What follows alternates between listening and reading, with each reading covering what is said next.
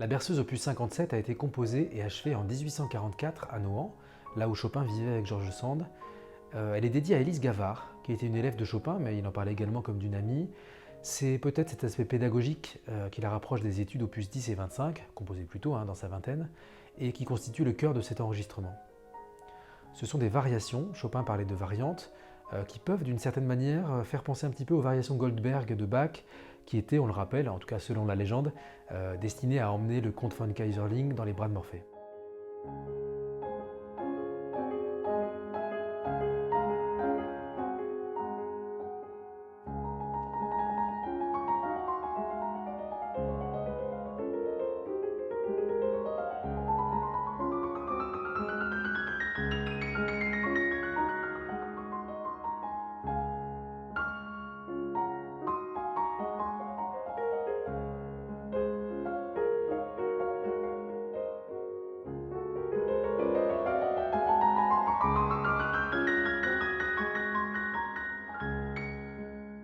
La berceuse, c'est un bain moussant voluptueux aux multiples parfums, arabesques, ornementations, dignes de la plus fine marqueterie. C'est une virtuosité en dentelle qui est très raffinée et qui est typique de Chopin, sur une main gauche qui répète inlassablement son balancement ternaire, qui rappelle un peu une barcarolle. Et on se rappelle du mot de Chopin à propos de la main gauche, il disait que c'était le maître de chapelle qui ne peut faillir.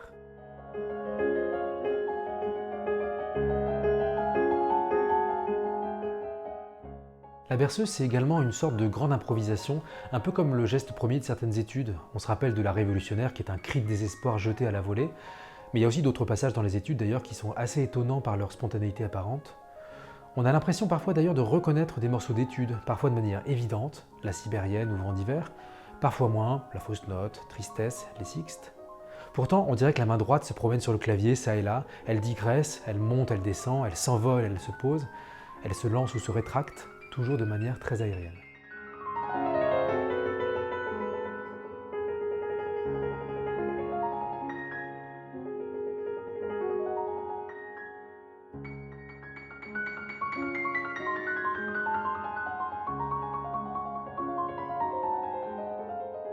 Là, on reconnaît Vent d'hiver justement.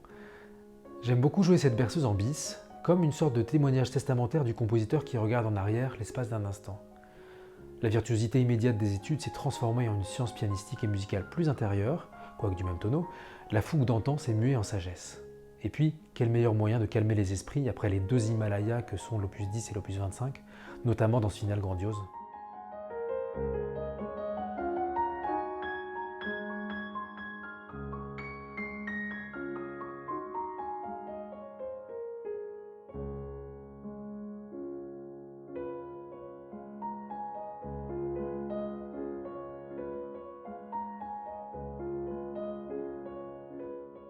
Vous entendez ce do bémol imprimé par le pouce? C'est une sorte de blue note qui initie la coda en fait. D'ailleurs, j'invente rien, George Sand, dans Impressions et souvenirs, évoque un concert de son amant. Nos yeux se remplissent peu à peu des teintes douces qui correspondent aux suaves ondulations saisies par le sens auditif. Et puis, la note bleue résonne, et nous voilà dans l'azur de la note transparente. La main droite, qui a tant donné de couleurs pastel, d'images sonores dans des contours rythmiques inventifs, se trouve engloutie par la main gauche, qui fait entendre son balancement quelques secondes encore.